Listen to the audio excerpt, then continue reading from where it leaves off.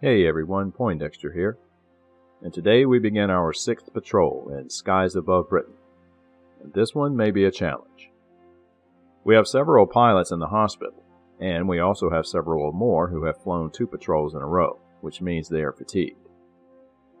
We have 6 pilots who are fatigued, so we'll move them to the fatigued box for the moment and see how many pilots we have left that are ready to fly.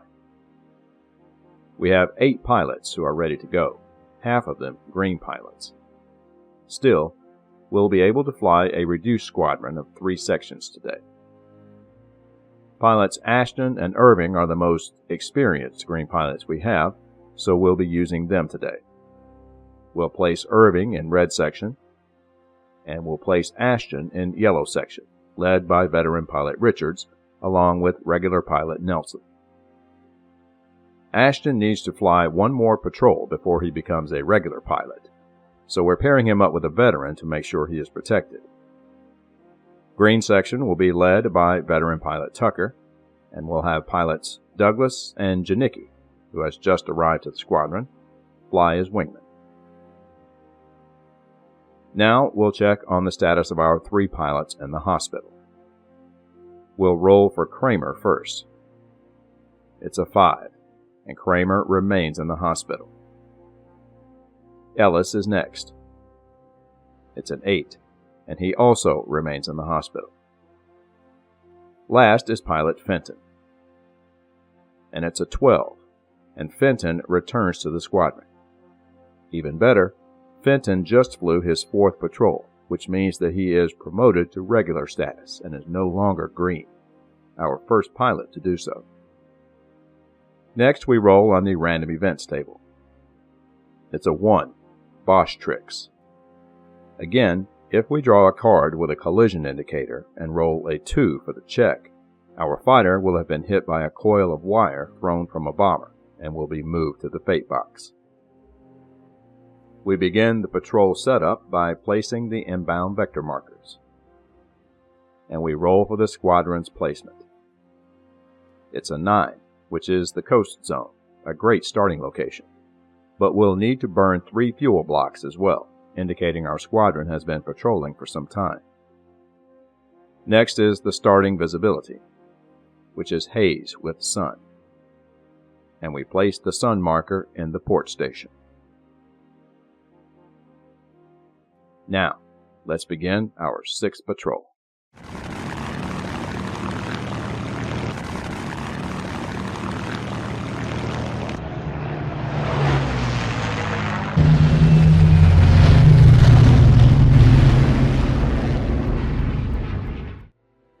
We reveal the first tile, and it's raid. We place the raid marker on the board, but since the skies are not clear, we cannot determine the escort composition just yet. We reveal the second and final tile in this space, and it's Messerschmitts, and the squadron has been jumped by enemy fighters. We'll randomly determine which section is attacked with a dice roll, and green section is targeted for this attack. Green section is forced to burn a block of fuel, and we draw a Luftwaffe advantage card. Normally, the head-on action would take place, but the event text on the right takes precedence this time, since visibility is haze, and the section is tailed by a swarm of 109s. Green section will attempt a turn maneuver to shake these bandits off their tail. The maneuver fails, but the 109s vanish, and Tucker takes a hit, which strikes the cockpit. The dogfight is over, and we roll for the hit check. And Tucker gets a lucky break on a roll of 10, and the hit is trivial. The squadron remains intact, despite the hit-and-run attack made by the 109s. The reveal phase has ended, and we proceed to the fuel phase, and the squadron burns a block of fuel.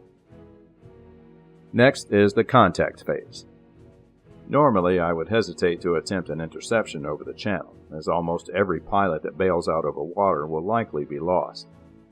However, we do have an opportunity to mitigate that somewhat. Note that the sun is in the port station. Since we're in the same zone as the raid, we stand a good chance of intercepting it from the flanks on the contact roll. We could then spend fuel to move to flank high and place the squadron in the sun, which gives us a tactical advantage, in theory at least. We still don't know the raid composition or where the escorts are located, but we want to get to this raid before they drop their bombs to score as many victory points as possible.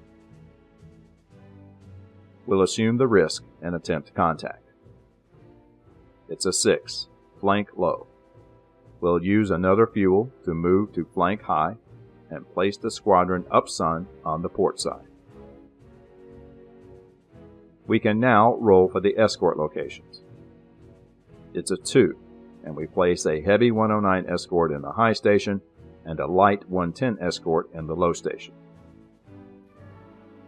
Now we determine the bomber types. And the raid is made up of Stukas. And we place 6 bomber tiles in the bomber formation area. Now it's time to give orders to the squadron.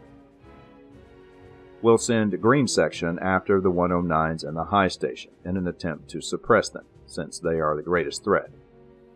We'll send red and yellow sections after the bombers. With our position in the sun, we stand a good chance of surprising the 109 escorts and attacking with an advantage. We'll need to roll a 9 to do so, and, since we're attacking from out of the sun, we'll roll 2 dice and add the result. And the total is 23, more than enough to surprise the 109s with a bounce from out of the sun. A dogfight begins, and green section is now lost contact. The section maneuvers behind a swarm of 109s, but in his excitement, green pilot Janicki fires early and is now low ammo. We now draw a tailing dogfight card, and despite his exuberance, Janicki manages to down one of the escorts. Tucker is also low ammo. The remaining 109s are in a bit of trouble, as green section remains on their tail, and we continue the dogfight. But the Germans quickly react to our attack. A pair of 109s appear behind green section. There are 2 low ammo icons on the card, and both are applied to Douglas, who is now out of ammo. The letter G on the card means loose, but the effect only applies to a green pilot. In this case, it would be Janicki.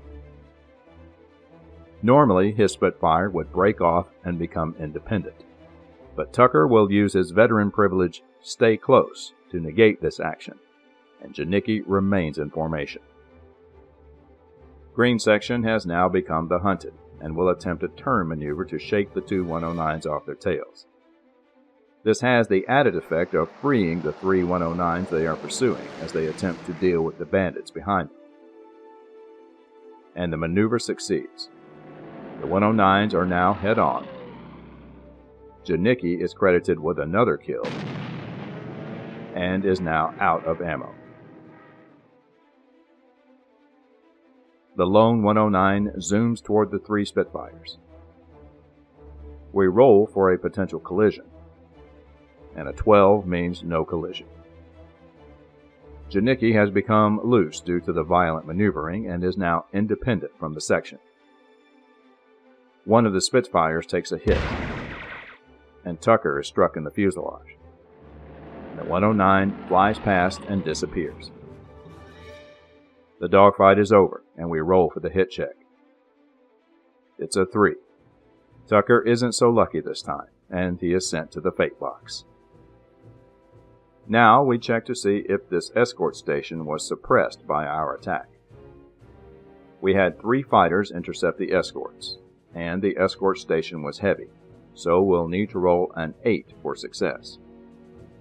We also add +1 to the final die roll, since we destroyed at least one of the escorts. We roll a 7, and adding +1 makes 8, and the 109 station has been suppressed. This makes our attack on the bombers much easier now. Red and yellow sections are flying at high altitude and in the sun. We have a heavy 109 escort in the high station and a light 110 escort in the low station. But the 109 escorts have been suppressed by green section's attack, so, for the moment, their numbers do not apply. We're left with the unsuppressed 110s in the low station, which means we only need to roll a 3 to enter the bomber formation without escort interference. Since this number is quite low, we'll opt to roll 1 die and ignore all hit results in the first round of combat. We roll a 6, and red section and yellow section successfully enter the bomber formation area. We'll line up our Spitfires like this, targeting the lead aircraft in these two Ketten. We start at the front of the formation, and Bailey, flying red 3. Bailey damages the Stuka, striking the wing. He is also low ammo, and, thanks to the damage marker, there are 7 eligible markers present on the formation, and Bailey knocks this Keta out of formation, which gives us 1 victory point. Next is Green Pilot Irving, flying red 2. And he manages to force the Stuka out of formation with distress, but causes no other damage. Finally is Graham, flying as red leader. He knocks out the dorsal gunner and is low ammo. We move to yellow section's attack run, starting with Richards, flying as yellow leader. He damages the Stuka and strikes the engine, a critical hit. The arrow indicates this bomber will automatically fall out of formation, but since the Stuka is a light bomber, 1 hit to the engine is enough to bring it down. The Stuka falls away and crashes below, giving Richards his first official kill. Richards is now low ammo. The attack must go on, however, and Green Pilot Ashton is up next. Ashton would have received return fire, but since we attack from out of the sun, all return fire is ignored in the first round. The disruption indicated doesn't take effect, since there are not enough markers present. Pilot Nelson is last, and he is now low ammo. Disruption does not take effect, since there are not enough markers. The 2 flights disengage, and there is no need for hit checks, so we proceed to the entropy phase, and begin another round of combat with the bombers, re-engaging from the starboard flank. Graham, flying red leader, will go after this lone Stuka, while the remainder target the 2 Stukas in this Ketten. Hopefully we can dislodge this tile for another victory point, and bag a couple of Stukas as well. We'll start with Graham's attack at the front of the formation. But it's ineffective, as Graham discovers too late that his guns have jammed. Next is Green Pilot Irving. He scores damage on the bomber and strikes the Stuka's engine. This fatally wounds the Stuka, as a single engine hit is enough to destroy it. And Irving scores his second career kill. He is also low ammo. Distress would have taken effect if the bomber had not been destroyed. Pilot Bailey, denied a chance at victory, nonetheless draws a combat card. He would have scored damage and caused distress, but is now out of ammo. We now begin yellow section's attack, and the Keta is now down to a single bomber. We'll start with yellow leader Richards. He knocks out the dorsal gunner and is now out of ammo. Nelson in yellow 3 is up next.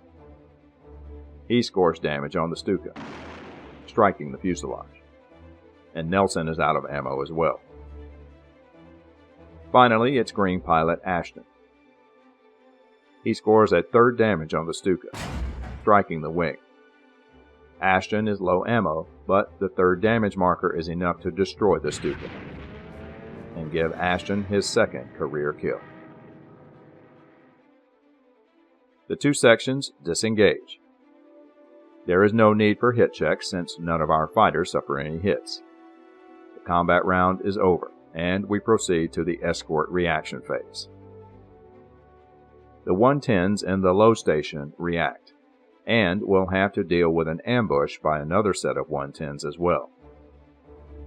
Using a random die roll, Nelson in yellow 3 will be the target of the 110s in the low station. A pair of 110s line up on Nelson's tail. The event text on the right does not apply in this case. Nelson is out of ammo, so he'll attempt to outturn the larger German fighters. The maneuver succeeds, but one of his pursuers remains on his tail. Nelson has now lost contact and will attempt another turn maneuver to shake this bandit off his tail. The turn succeeds again, and the remaining 110 is finally given the slip. Now we must deal with the 110 ambush. Ambushes target sections in the lost contact area first, so this attack will be against what remains of green section. A swarm of 110s move in behind green section. The event text does not apply as there is no veteran pilot present. In desperation, both pilots attempt to outturn the bandits. The turn succeeds, and the 110s are now head-on. But Janicki takes a hit, which strikes his fuselage. We roll for the hit check, and it's a 6, and Janicki is sent to the fate box. Pilot Douglas crouches down in his cockpit as the 4 110s approach from head-on, and the bandits fly past and vanish. The remaining icons on the card have no effect. We proceed to the chase segment, and both green 2 and yellow 3 will return to base. We begin the patrol complete phase, starting with the fuel segment, and we move fuel cubes 1 space to the right. Next is escort recovery, and we remove any suppressed markers from the escort stations. In this case, it's the 109s in the high station. Now we check for escort exit, but there are no numbers present in this space, so we ignore the check. Channel patrol and reform are bypassed since neither of them are checked at this time, and we begin with raid vector once again. We move the raid marker 1 space and begin revealing tiles in this space. The first tile is weather. Visibility has been changed from haze to clouds. We also remove the sun marker from the interception map. We reveal the next tile, and it's flak and raid. The Stukas have taken flak damage, and we draw 2 damage markers and apply them to the bomber formation. 2 bombers take wing hits, with 1 possibly catastrophic. We roll for the result, and a 7 means the effect does not take place, and the Stuka remains in formation. Unfortunately, we must also apply 2 damage markers to the remaining Spitfires in the bomber formation as well. And Red 3 and Yellow Leader take serious hits to their cockpits. We roll for the true damage results. Red 3 is sent to the fate box, but Yellow Leader's hit is trivial. The raid marker indicates the Stukas have dropped their bombs, and we move the raid marker to the turn space and remove all remaining vector markers. There is no need to roll for the sun's new position as visibility is currently clouded. The raid vector has ended, and we swirl again, starting at the beginning of the interception sequence and the orders phase. Since all remaining Spitfires are in the bomber formation area, we skip this phase and move directly to the entropy phase, beginning with the bomber formation segment. None of our remaining Spitfires are engaged, and most are out of ammo, so we'll send them back to base. All our fighters have now either returned to base or are in fate boxes, which means the patrol is over.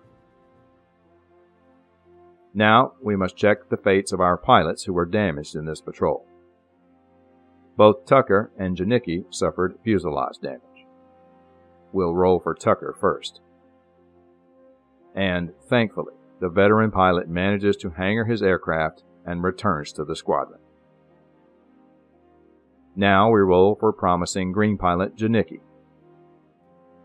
and he also manages to land safely, hangering his aircraft and returning to the squadron. This is very fortunate, as both of these pilots were hit over the channel, and any bailout over the water could have been fatal. Finally, it's Pilot Bailey, who was damaged by friendly fire. His Spitfire crashes, but he manages to bail out successfully. He will miss the next patrol as he makes his way back to base. Fortunately, Bailey was downed near the coast and not over the channel, which most likely saved his life. The squadron is still down one pilot, so we roll on the replacement chart to see if we gain a new recruit. We roll an 8, and no replacement is available just yet. Now, we'll tally up our victory points for this patrol. We shot down 2 109s, which are added to the 2 escorts shot down on the last patrol, and we gain 1 victory point for the 4 escorts shot down. We destroyed 3 Stukas for 3 victory points, and we isolated 1 Keta before they dropped their bombs for another point. 1 pilot had to bail out, but there were no other pilot casualties. In total, we gained 5 victory points. Good, considering the small number of Spitfires sent to attack the bombers. The end of this patrol means we have also reached the end of Chapter 1. To see how successful we were, we'll add all the victory points for the 6 patrols flown and compare the final result to this chart. Adding up the victory points from all 6 patrols gives us a final score of 32. Comparing this number to the victory point chart, we finish with enough points for a successful outcome. Also of note is Green Pilot Ashton, who has 2 kills to his credit and who flew his 4th patrol on this mission. As a result, he has gained experience and is now a regular pilot. Congratulations, Ashton, and keep up the good work. Our last patrol for this chapter turned out to be a good one. Despite flying with a reduced squadron, we were able to cause enough damage to score victory points for a successful result. We were extremely fortunate that there were no casualties today, as 2 of our pilots were hit over the channel, but were able to make it back to base unhurt. High praise needs to be given to Green Section, who managed to disrupt the Heavy 109 escorts long enough for Red and Yellow Sections to intercept the bombers without major interference. They were a huge factor in this mission's success. 2 of our Green pilots have also gained experience and are now regular pilots, another positive outcome. Green Pilot Janicki is a force to be reckoned with. Despite questionable discipline in battle, he managed to shoot down 2 109s on his first missions. These Poles are fighters indeed. We also have several regular pilots who are about to become veterans, whose experience will be greatly needed in the battles ahead. German escorts will be steadily increasing as the campaign wears on, and our boys will need to be at their best to weather the storms ahead. Thanks for watching, and we'll see you in Chapter 2.